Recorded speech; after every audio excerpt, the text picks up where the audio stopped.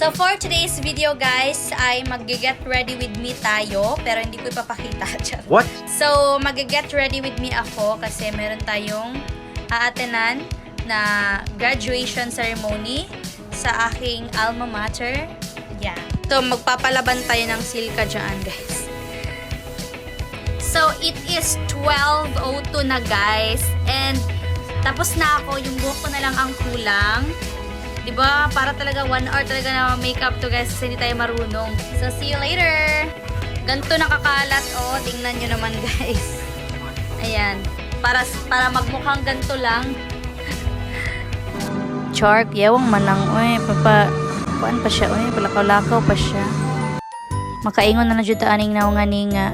Your Honor, wala na akong maalala. Makaingon na lang ko sa kung agalingon nga nakasabot ka to sila or na-inspired ka to sila sa akong ginayaw dito sa tubangan. No? Join me in welcoming our keynote speaker for today's graduation, Ma'am Joanne D. Lauren.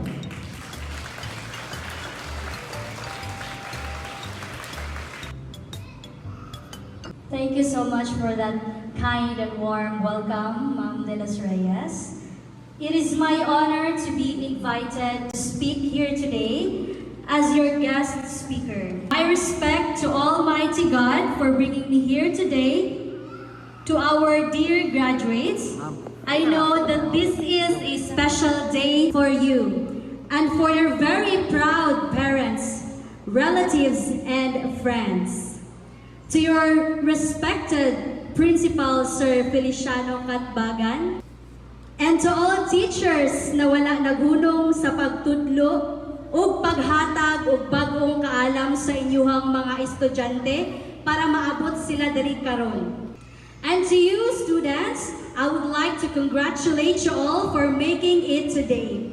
So no, mo na siya grabe jud kay ang school po nagapaningkamot man pud gud sila nga tabangan ang mga bata nga kanang maka-appeal o ma-enhance ang ilang talent labi na jud sa bisan unsa nga activity sa school. So dili na ko na ikaulaw. May we continue to inspire our students to their highest potentials. So much for that. I've enjoyed spending time with you today. Thank you for listening, and once again congratulations Batch 2024, mabuhay. Ay, nakaraos ra jud Char. Loretta for her excellent contribution as keynote speaker during the 46th graduation ceremony of Grade 6 Unified Central Elementary School on May 30, 2024 with the theme